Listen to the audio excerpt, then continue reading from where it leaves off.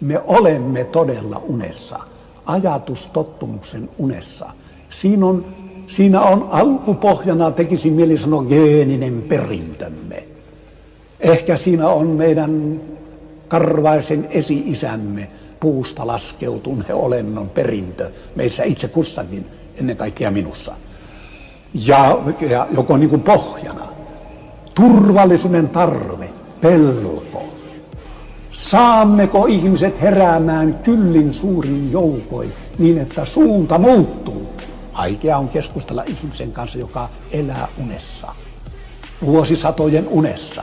Luulee, että sota on semmoista, että siellä rukoillaan ensin Isän, Pojan ja Pyhän Hengen nimen ja sitten kaadutaan kunnian kentälle.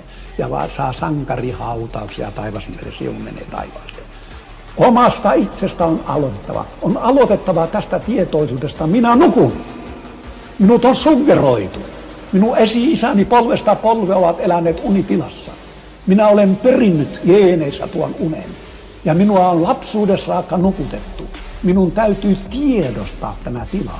Olla koko ajan tietoinen ja katsoa kriittisesti omaa itseäni, omia varmuuksiani.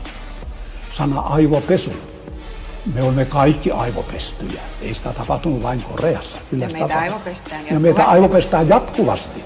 Ihminen voidaan suggeroimalla, puhumalla, kirjoittamalla, hänen vaikuttamalla. Hänet voidaan suggeroida uuteen unitilaan.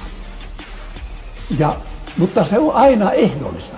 Jos hänet tehdään suggeroimalla, saarnaamalla, agiteeraamalla, sanokaamme kapitalismin viholliseksi.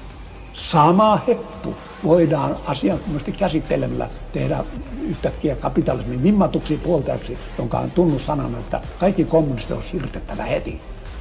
Ja tällaista on tapahtunut. Ateistista voidaan tehdä kristitty ja kristitystä ateisti.